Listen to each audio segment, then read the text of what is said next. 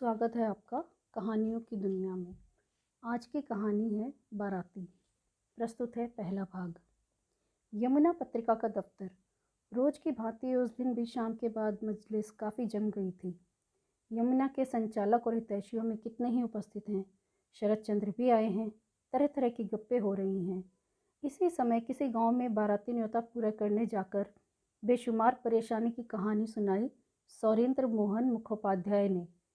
सौरेंद्र मोहन की कहानी सुनकर शरद चंद्र बोले, यह कौन सी बात है? अपनी मुसीबत की कहानी सुनाता हूँ, सुनो। उन दिनों कई महीनों से मैं कलकत्ता के एक मेस में रह रहा था। वहाँ मेरे कई हम उम्र रहते थे। हम में काफ़ी दोस्ती भी हो गई थी। एक का घर वारासात की ओर था। उसने अपने ब्याह में हमें निमंत्रित किया। बारात में जाना होगा। लड़की का घर था श्री रामपुर में। वर के साथ बारासात से श्री रामपुर जाना हम सभी के लिए संभव नहीं हुआ। इसीलिए तय हुआ कि हम लोग अपना अपना काम करके रेल से सीधे श्री रामपुर पहुंचेंगे। मित्र हम 5 आदमियों का इंटर का वापसी किराया देकर 2 दिन पहले ही घर चले गए। जाने के पहले गुलाबी कागज पर छपी ब्याह की चिट्ठी देकर बार बार हमें आने के लिए कह गए। ब्याह के दिन काम धाम खत्म कर सज धज कर शाम तक पहले ही निकल पड़ा। जब श्री रामपुर स्टेशन पर उतरा, काफ़ी अंधेरा हो चुका था।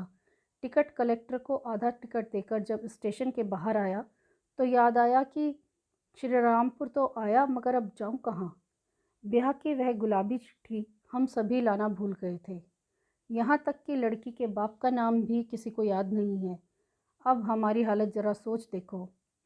अगत्या हमने तय पाया कि ब्याह तो सभी घरों में नहीं हो रहा है, इसलिए चलो सड़क पकड़कर चले। रास्ते में जिस मकान की छत पर शामियाना और दरवाजे पर रोशन चौकी दिखाई पड़ेगी, वहाँ पूछताछ करने पर पता चल जाएगा। हम 5 मित्र रवाना हुए। चलते चले जा रहे थे, मगर कहीं भी ब्याह हो रहा हो ऐसा मकान नहीं दिखाई पड़ा। लगने लगा कि श्री रामपुर के बाप माँ कितने हृदयहीन हैं। ब्याह के दिन लड़की का ब्याह नहीं करते हैं।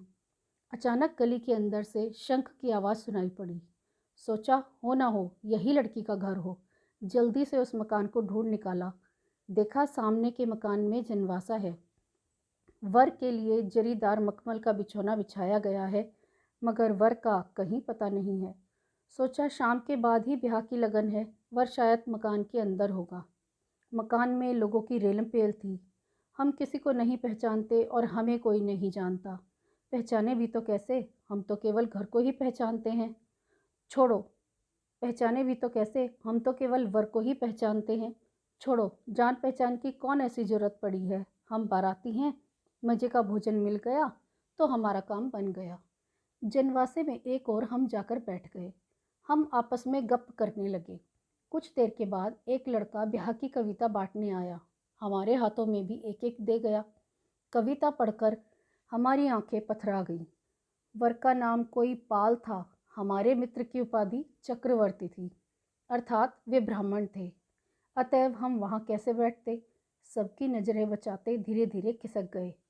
रास्ते में काफ़ी अंधेरा हो गया था। हमारे मन में भी चिंता से अंधेरा छा गया। रास्ते में जिसे देखता उसी से पूछता, महाशय किसी ब्राह्मण के यहाँ ब्याह हो रहा है, बतला सकते हैं? हमारी बातें सुनकर कोई मुस्कुरा देता, कोई झुंझला उठता, कोई संदेह की दृष्टि से हमारी ओर क्षण भर देखता। हम बड़ी मुसीबत में पड़े। कोई बात क्यों नहीं करता? अंत में एक आदमी को दया आई। उन्होंने हमारी सारी बातें सुनकर कहा, बारात कहाँ से आई है बताइए तो? हमने कहा, वारासात से। वारासात? हमें ऐसा लगा कि इसके बारे में वह कुछ जानते हैं।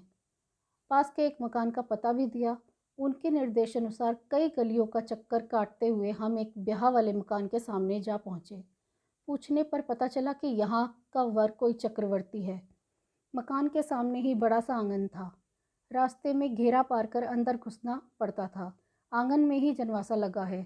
जनवासे में काफ़ी भीड़ भाड़ होनी चाहिए थी, लेकिन वहाँ वैसी कोई बात दिखाई नहीं पड़ी।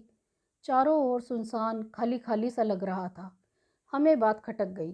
2-1 आदमियों से पूछने पर पता लगा कि ब्याह के पहले दहेज को लेकर लड़का लड़की वालों में गहरी बहस हो गई है। वजन में सोना कुछ कम पड़ गया था। लड़के के बाप लड़के को उठाए चले जा रहे थे।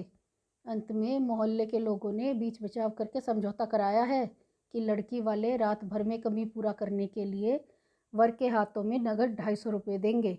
लड़की के मामा गहना गिरवी रखकर रुपए का बंदोबस्त करने गए हैं। इधर लगन बीती जा रही थी, इसलिए विवाह शुरू हो गया।